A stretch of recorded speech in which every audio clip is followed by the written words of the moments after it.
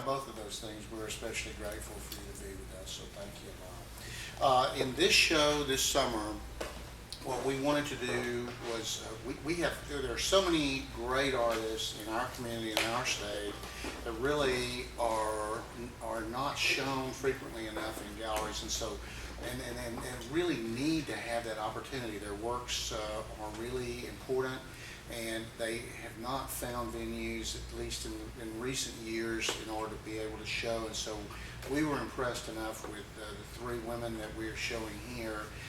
All of them have shown prominently before, but all of them were currently, not being shown in a gallery space, and so we wanted to take an opportunity to do that. So in this show, which we call, this three shows, which we call collectively Discovery, this is an opportunity for us to show three women artists from our state, who all of whom have done great work. In the small gallery in here is Constance Forsythe. We'll have a talk on Constance Forsythe. She cannot be with us, of course, because Constance is no longer with us, but she was the first woman faculty member at the University of Texas and was in charge of their print department there at the University of Texas. We have a suite of her watercolors that are here. She was a fascinating artist, a great artist, and really very much pioneer in what she was doing here within our state, and had during her lifetime established a very important reputation of what she was doing.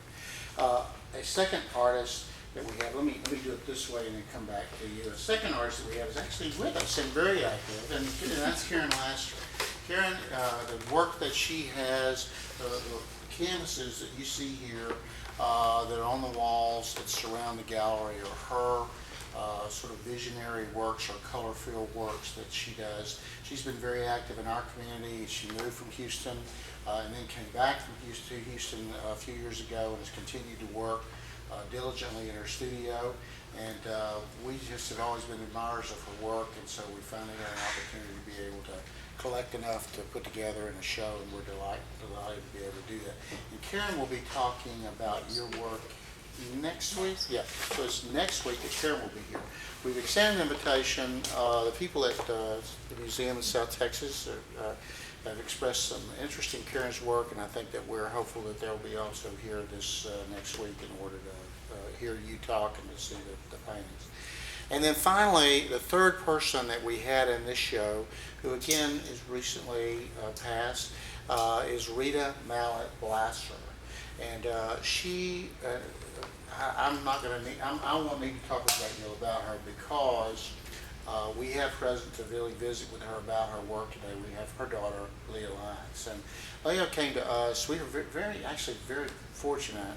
And I was tremendously impressed with this young lady when she came in to talk with us about her mother's work, in that I think that it's incredible when you have it's not unusual for a son or a daughter of an artist to admire their parents' work. That's hopefully common, and that happens all the time. So, and we have a number of folks that are in that category that talk to us about their parents' work. But what was so unique about what Leah did is the way in which she is an artist herself, and she's a trained studio artist by degree. She's a writer, an author.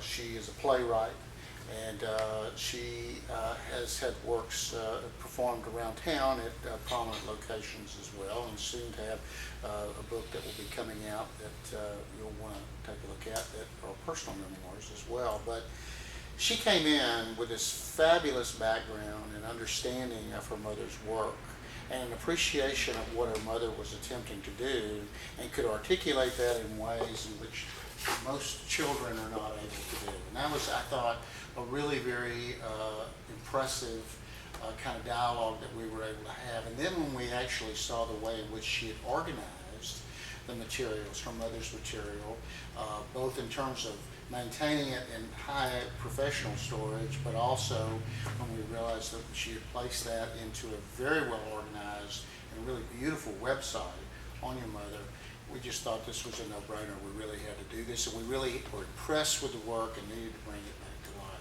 So to talk about her mother's work, to talk about the work of Rita Blasser. You know, we are fortunate to have Leah with us today, and so I'm going to turn the floor over to you and let you give us some stories about your mom and some background. And hopefully this thing will be running. The thing that's neat about getting to give this gallery talk in my position is that I'm not the professional, so I can give you some of the apocryphal stories that they're just word of mouth in our family, and we don't have them validated. But I can give you facts also.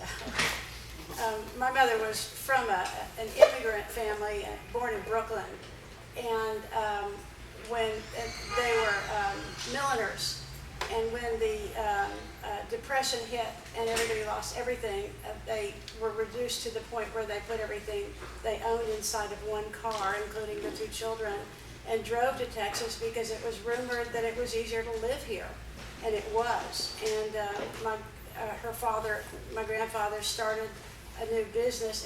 It managed on sheer force of personality to get a loan and began to manufacture clothing. So my mother grew up in that environment of an immigrant family that was trying to build a clothing manufacturing business. So everybody was put to work. She knew fashion design from a young age. And you'll see her fashion design on the back wall. Those were made when she was 19 years old. And some of those were actually put into production on the family label called Signet of Dallas. I was born and raised in Dallas, so there you go, an immigrant family. So I could recognize Yiddish words, and I could crochet, and I could ride a horse. And if I tried to imitate the Yiddish words, they came out with a Texas accent. There you go. Mom never fit the milieu of Dallas 1950s, or 40s. She didn't fit the social climate. She was never going to, in terms of the very restricted and very defined roles for women. She graduated high school at 16 years old, that we're talking 1943, and was sent back to New York, where she went to NYU. She was there 1 year and talked the rest of her life about that 1 year because she befriended a young woman whose name I never heard. Here's an apocryphal story, whose uncle was one of the major figures in the abstract expressionist movement. And I believe it was Hans Hofmann. I can tell you that she went with her friend to her uncle's studio and got to see it in progress, and became one of the groupies that are fabled to have, followed these people around to coffee houses where they'd sit and smoking and drinking at night. And it was an incredible year. But she got married. She met my father, and you had to drop out of school when you were married, and she came back to Texas, and that's why she produced those in Texas at age 19. She had those two she had a year at SMU, and she came back and went part-time to SMU.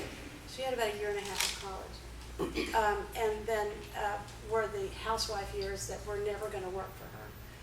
I can tell you that years later, when in the early days of the feminist movement, there was a fire in her eyes and about it. And one of the reasons was that my father was ill, and he had a spotty work history. Sometimes he worked, sometimes he didn't. He worked in various jobs, whatever he could get. And my mother had gone to work teaching in different junior colleges. She earned more money than he did. We were barely making it. But she had misses in front of her name and couldn't get credit because his credit history wasn't good. And couldn't get credit in her own name. And the feminist movement just set her on fire because she felt that she ought to be able to build her own career and her own reputation. Jump to the early 60s when women were starting to go back to college.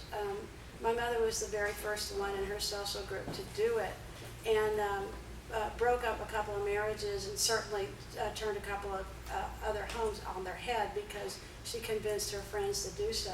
And the next thing I knew, all the different women that I grew up calling Aunt this and Aunt that were all going to college. A couple of them became professional artists. and produced and went into full-scale careers of their own, told me all my life how deeply inspired they were by my mother. And I've discussed some of these people with Bill. Some are still mid-80s, but still producing. I always have, there's two really key themes that I need to touch on. One is color, and what color was to my mother. My mother began as, what she was trained to be as a figurative painter, but she quickly went very loose and abstracted in her figurative work, and she went from there to portrait work. We don't have, or we have very, very little of her portrait work because it was so amazing. And it was almost all commissions. And so I know many, many people with portraits in their home that my mother did. But my earliest memory is being about this big, and I wrote about this in my memoir. Mom's got a canvas that she's working on, and she's in her studio because she converted our garage into a semblance of an art studio. And I walk up, and she doesn't look down at me. I'm not there. She is so intensely in that canvas that I began to feel that the only way to Mom was to speak that language, was to know what she was looking at, was to be able to talk with her about what she loved. And I started following her everywhere. I was the little brat that went with her. Other people took their kids to soccer games. I went with Mom to art openings. That's how I grew up. And she would tell me, go look, and then come back and talk to me. And whatever little prattle that I saw sort of under the surface in the painting, she would just glow that she could see that I saw and felt what she saw. But she didn't have the language for these things. Her work was very, very intuitive. To my mother, I can tell you, color was emotion. It was pure emotion. Color was her first language, and English was her second language, and she didn't speak another language. So if you really wanted to communicate with her, you had to somehow grasp that color language. I want to jump to many years later when she came to visit me here in Houston. I was married, had kids. She wanted to see the new Rothko Chapel. And I went there with her, and I was quickly dismayed because I knew Rothko's work from, the color fields. I knew the color fields. Excuse me, Karen. But, I know too. But my mother sat down on a bench like this, and she went into this totally relaxed meditative mode and just stared, like eating through her eyes. And finally she said, sit down. She said, don't stop looking for a few minutes, and you'll see that there's no black in these canvases whatsoever. There are layers and layers of color. And as I did that, and it was almost as if, with Mom next to me, as if the colors in those canvases came bubbling up to the surface. And I began to understand that some are like the red of a bruise, and some have greens and blues in them. There are different patterns and colors in those canvases. This was before they renovated the Rothko and reduced the amount of natural light in there, unfortunately. Being around her when she was in that color world was an extraordinary, extraordinary thing. Now, the other piece I want to give you is the feminist piece. I want to pick that thread back up because, all right, I'm jumping around, but I told you her early work was figurative and then portraiture, and then she began to abstract, and she did large color field kind of, abstractions, often sort of figuratively based. And she did that for years and was very, very successful with it until she had a rotator cuff problem. And that's when she gravitated to printmaking, which I think is what set her free. When she gravitated to printmaking, at that point she had also been teaching art appreciation, design, life drawing, and painting, and in the junior college system in Dallas for many, many years. And I have reams of her notes, which are her musings and thoughts in preparation for class. And she was voraciously learning and looking at art all those years. So everything kind of congealed, all that she had learned, because you don't learn can't possibly learn more than by teaching it. And all that she had experimented with for so many years, and when she made that move to printing, it just seemed to all gel. And I think that's when she jumped to a whole new level of her work. And I think Bill felt the same way when he saw the archive, because he went straight to the printing. He said, this is where she really comes into her own. But that feminist piece never left her, and some of her early work was trying to make art out of the things that she had been told she should be defined as. So the very first things were grocery bags, because her job had been to shop for groceries and cook 3 meals a day for her family with 3 children. And she took those bags and she printed them and put them through rollers. She turned them into the series that Bill chose, to me, she's taken those bags and she's turned them into classic art. She's turned them into nudes. They look like torsos. She began to, she hated doing laundry. Taught us to sort our laundry and run it through the machine at 7 years old, okay? She started taking laundry and putting it through a roller, putting it through the printing press and printing it. And we have many, many, like, really powerful pieces. Some of it are very spooky, because sometimes she would print baby clothes in black and leave just the impression of them, so they're ghosty. But I like the ones where she printed her husband's drawers. It's like, do your own laundry. And she put them in really bright colors. That's really feminist. Yeah, because the color lights set her free. That theme kept up, and you can go to her website, RitaBlasser.com, and get a greater sense of the breadth and the stages, because her style changed again and again and again. I don't know how anyone's ever going to get to a point where they go, that's a Rita Blasser, because of the enormous, enormous changes she went through from stage to stage. And do you have any questions? Because I don't want to keep going on.